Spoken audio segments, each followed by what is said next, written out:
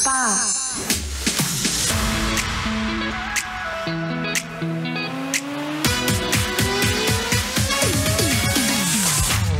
Isang malakas na sigaw sa mga taong laging naghahabol. Imagine mo, tao ka pero ang hilig mo maghabol. Ano ka? Aso nung dati mong buhay? Hindi. Diba? Taong laging naghahabol, hindi siniseryoso, laging iniiwan, laging may trauma. Oo, ikaw yung sinashoutout ko. Diba? Hindi ka papagod? Hindi ka papagod na lagi kang ginaganyan? Ay, gusto ko lang sabihin na tiyagain mo yan. Total, ginusto mo yan. Paano ang hilig mo sa kiddie meal?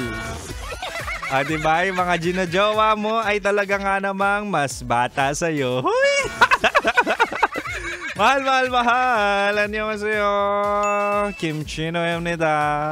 Ay, nako po. Sweldo day na naman. At yung sweldo mo ay ang daming kaltas. Bakit ba? Kasi kaliwat kanan talaga yung mga ginagawa dito. Tapos nakalsada, 'di ba? Tapos ang dami pang truck. Naku po. Wala ka nang susweldohin.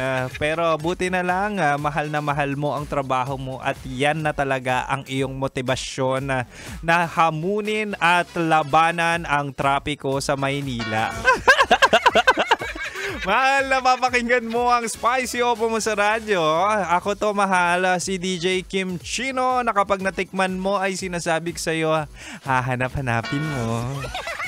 At syempre, nakakasama mo ko at makakasama mo ko 69 tayo, 6 to 9 p.m.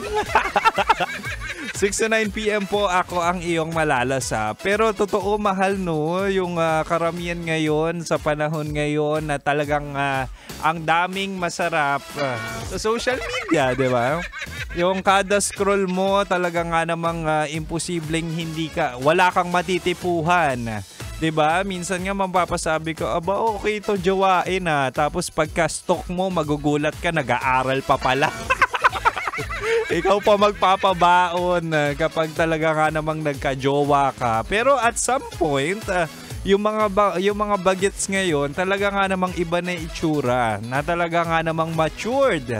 Ang sexy, in sa gym, tapos kapag nakita mo talaga, mas mukha ka pang bata.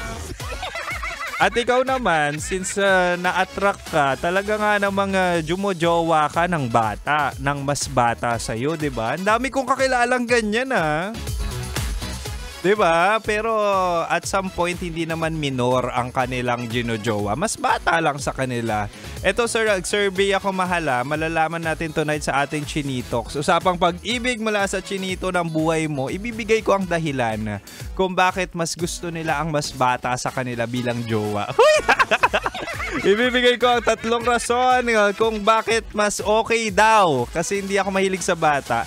Kung ba't mas okay daw jumowa ng mas bata sa'yo. Nag-disclaimer na ako. Umpisa na natin, mahal. Una, mas okay raw jowain ng mas bata sa'yo kasi sila ay may fresh energy. Sinasabi dito na may youthful vibe, nakakabuhay ng dugo, literal at emotional. O, diba? Para bang bagong season ang buhay mo kapag nagka-jowa ka na mas bata sa'yo. Diba?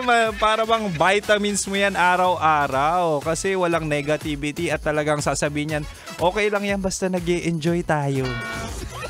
Diba yung mga ka-age mo usually low energy na rin. So kailangan mo talaga ng katuwang sa buhay na high energy na nakukuha mo sa mga bagets.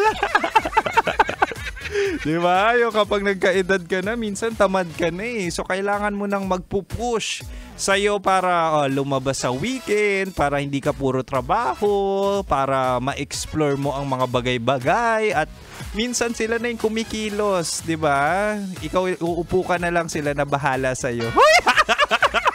Hindi, sila na bahala kung paano kayo magde-date. Yun yung mga bagay na exciting kapag mas bata sa'yo ang ginawa mo.